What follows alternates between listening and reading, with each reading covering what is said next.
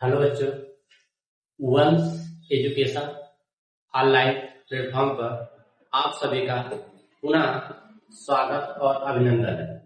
मैं आनंद कुमार आज आप लोगों के सामने रस की ये जो तीसरी वीडियो है आप लोगों के सामने लेकर प्रस्तुत हुआ हूँ। रस की इस तीसरी वीडियो में हम क्या वार्तालाप करेंगे, थोड़ा मैं इससे पहले वीडियो मैंने क्या बताया था, क्या पढ़ा था, तो आपको बता देना चाहता हूँ।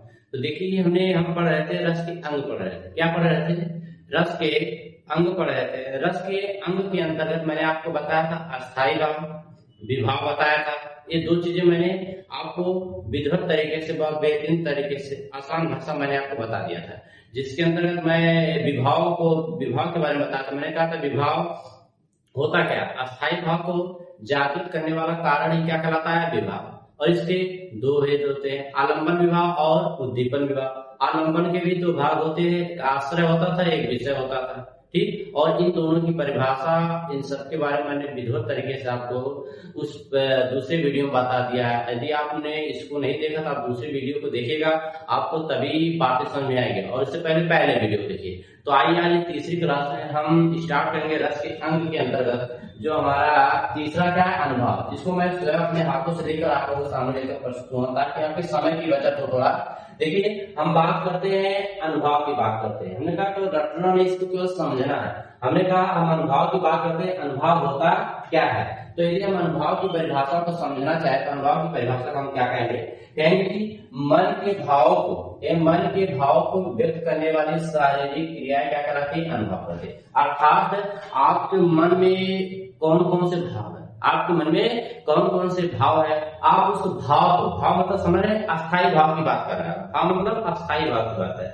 आपके मन में कौन कौन से भाव है, आप उस भाव को अपने शरीर की किस शारीरिक क्रिया द्वारा व्यक्त कर रहे हैं, वही क्या कहलाता है? अनुभव कहलाता है। और इसकी देखिए, और इसकी जो चार अंग, और इसके क्या होते हैं? चार अंग होते हैं, जिसके अंदर पहला क्या था आपका? कायिक अनुभव। पहला आपका होता है कायिक अनुभव। कायिक अनुभव क्या कहलाता है, इसको देखिए, इसको समझते हैं। आसान भाषा मैंने बिल्कुल आपको लिखा है। हमने खुद से जानबूझकर की जाने वाली क्रिया है, यानी खुद से जानबूझकर की जाने वाली जो क्रियाएं रहती है वो हमारा क्या कहलाता है?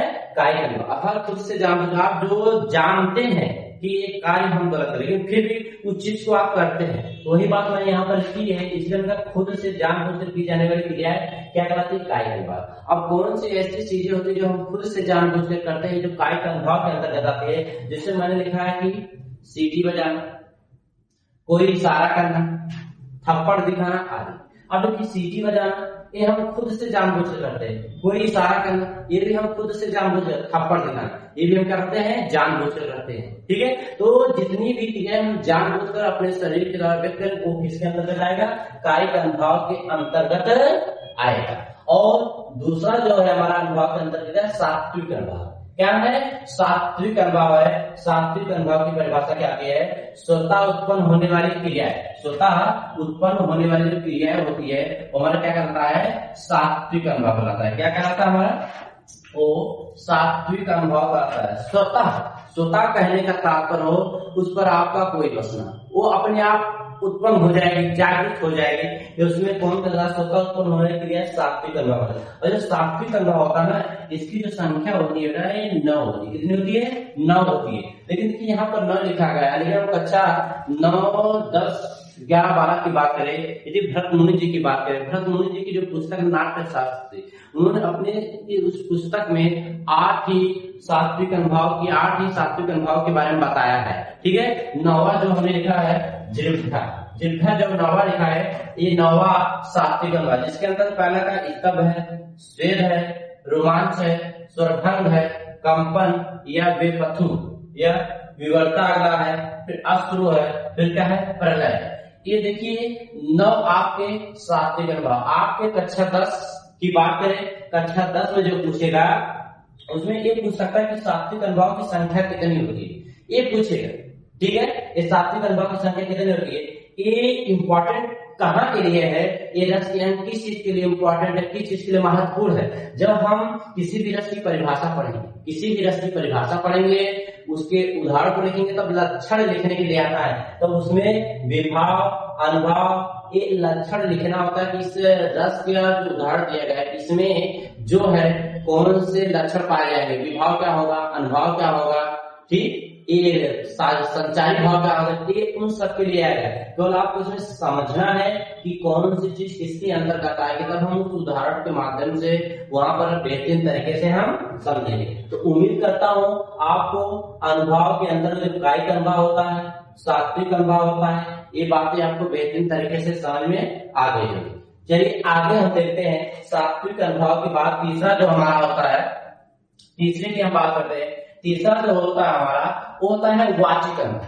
क्या होता है, वाचिक अनुभव। वाचिक अनुभव के अंदर हम क्या कहेंगे, वाणी के द्वारा क्रियाएं करने पर उत्पन्न भाव, वाणी के द्वारा क्रियाएं करने पर उत्पन्न भाव क्या कहलाएगा, वाचिक अनुभव कहलाएगा। क्या कहलाएगा, वाचिक अनुभव कहलाएगा। वाचिक अनुभव कहलाता है, वाचिक अनुभव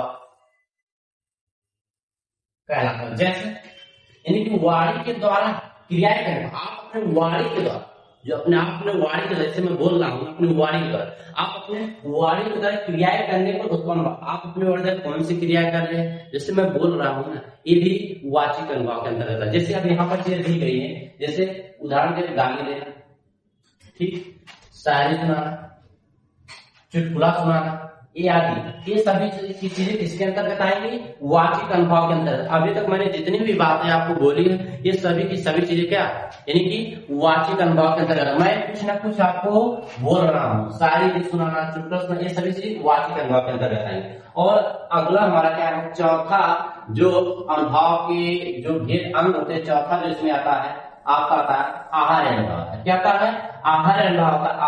आहार अनुभव की जब बात करें, इसके अंतर्गत क्या है, इसकी परिभाषा क्या आएगी, वेशभूषा के द्वारा उत्पन्न भाव। वेशभूषा के द्वारा उत्पन्न भाव आपका क्या कराता है, आहार अनुभव कराता है। वेशभूषा मतलब आपके पहनावे की बात की जा रही है, ठीक है। किसी राजा की हम बात करें, राजा के वस्त्रों की बात करें, किसी सन्यासी की बात करें, उसके वस्त्रों की बात करें, राजा के मुकुट की बात करें, ये सभी चीजें ना जो आएंगे आपके किसके अंतर्गत, आहार अनुभव। जैसे कि मैंने उदाहरण लिखा है, रेशमी वस्त्र, मुकुट की बात करें, राजा जब एक मुकुट धारण करता है वो भी आहार अनुभव, क्योंकि उसके वेशभूषा की बात की जाए, उसके पहनावे की बात, वो भी आहार अनुभव के अंतर्गत है। भगवा धोती, ये भी वस्त्र, रंगीन टोपी, ये सभी चीजें, छोटे कपड़े पहनना, ये सभी चीजें किसके अंतर्गत आएंगी, आहार अनुभव के अंतर्गत ही आएंगी। तो ये अनुभव के चार अंग, ये क्या होते हैं, अनुभव के चार अंग होते हैं। तो अब आगे हम देखेंगे क्या, रस के अंग में, रस के अंग में जो अगला हमारा था, हम स्थायी भाव पढ़ चुके, विभाव पढ़ चुके, अनुभव पढ़ चुके। लास्ट जो चौथा हमारा है वो है संचारी। क्या है, संचारी, संचारी भाव, इसी को हम लोग कहते हैं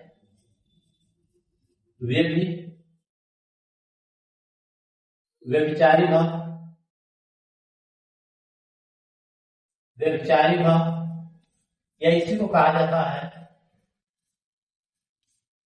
क्षणिक भाव, या इसी को कहा जाता है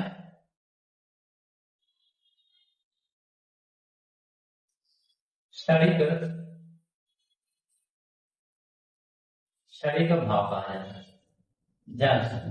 ये जो है संचारी भाव करिए या व्यभिचारी भाव करिए, ये देखिए आपके रस के अंग का एक चौथा भाग है। रस के अंग का आपका क्या है, चौथा भाग है, जिसको हम क्या, संचारी भाव, व्यभिचारी भाव, क्षणिक भाव, किसी भी नाम से आपको पूछा जा सकता है।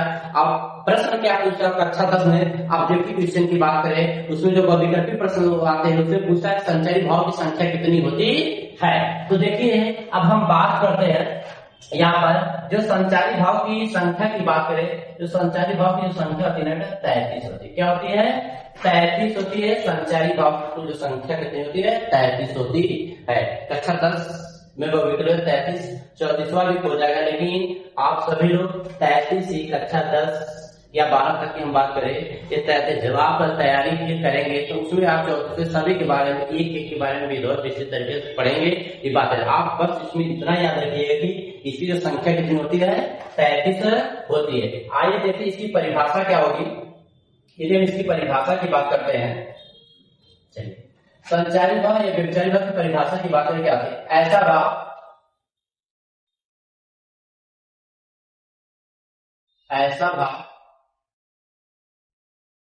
भाव जो व्यक्ति के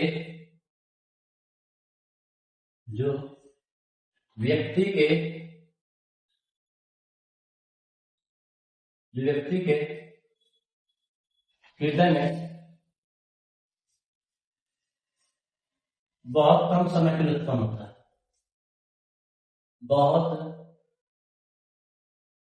बहुत कम समय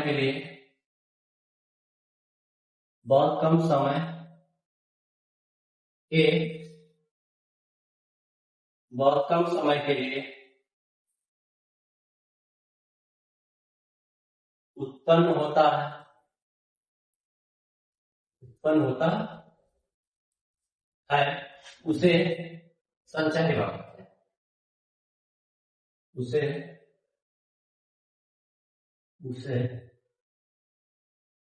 संचारी भाव कहते हैं।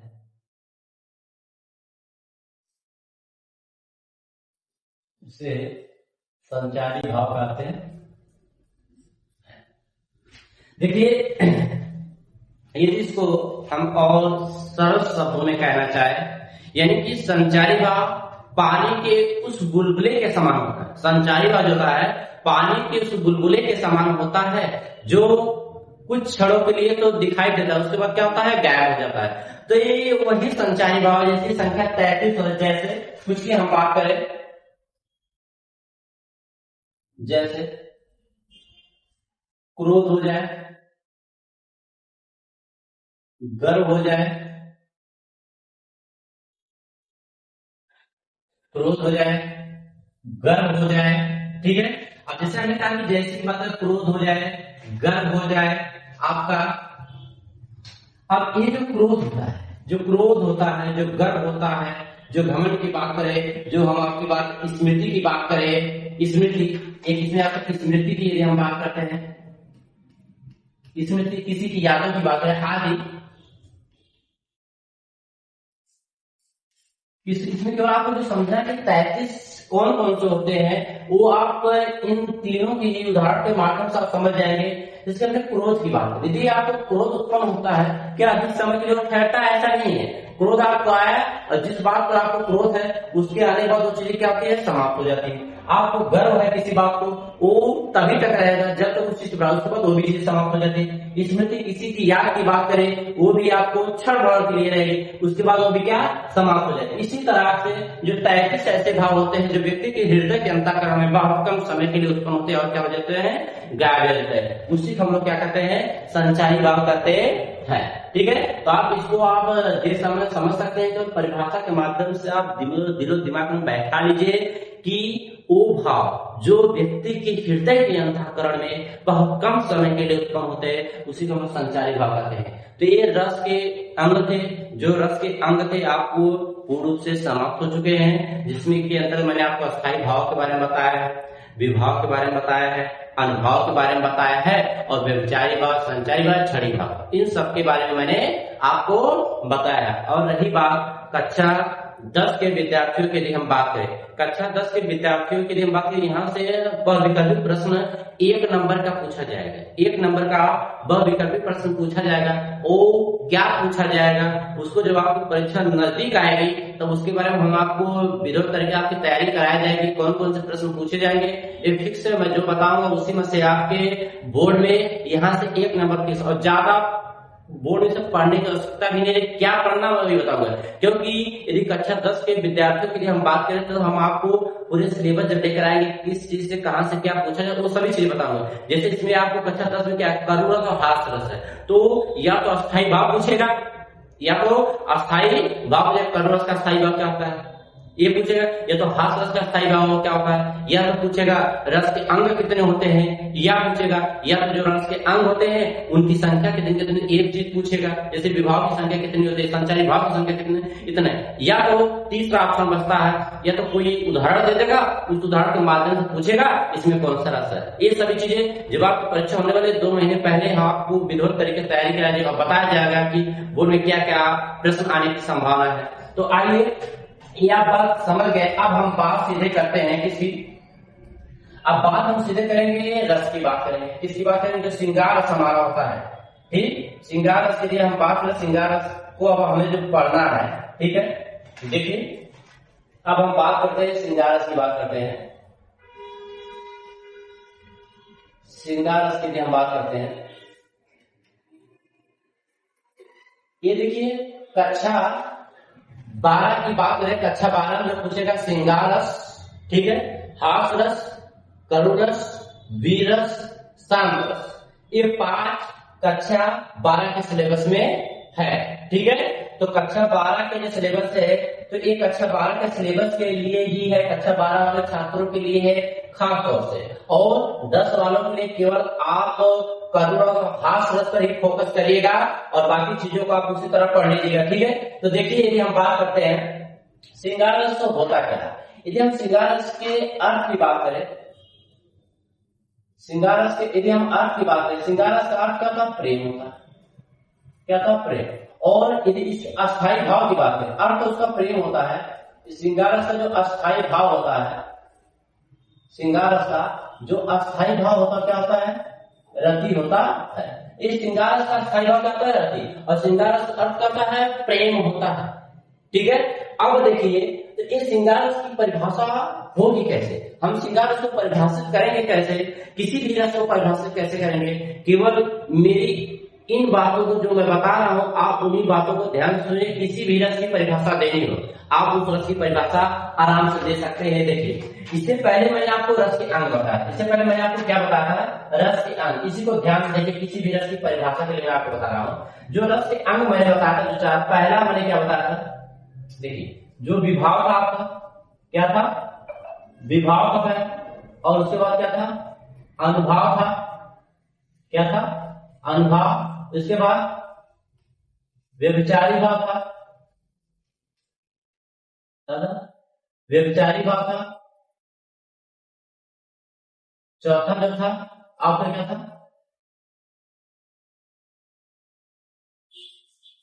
अस्थायी,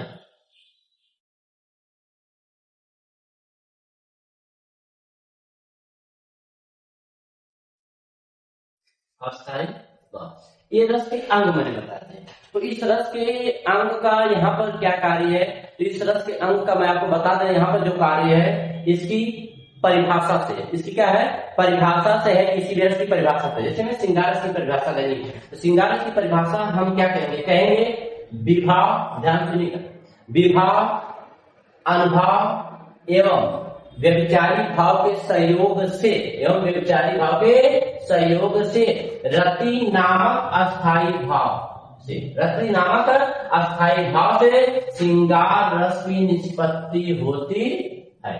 आप ध्यान से एक बार फिर से सुनिएगा, हमने क्या कहा, विभाव, अनुभाव एवं व्यभिचारी भाव के सहयोग से यहां पर जोड़ेंगे, व्यभिचारी भाव के सहयोग से, व्यभिचारी भाव के सहयोग से अस्थायी, व्यभिचारी भाव के सहयोग से क्या होता है, अस्थायी, विभाव, अनुभाव एवं व्यभिचारी भाव के सहयोग से अस्थायी,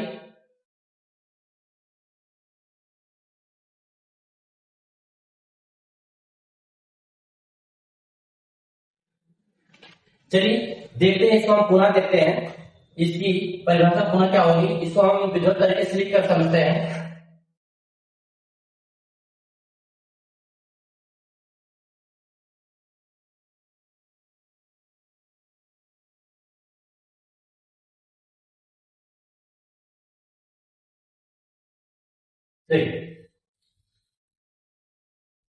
हमने आपको जो रस के अंग थे चारों, उसको हमने बता दिया है।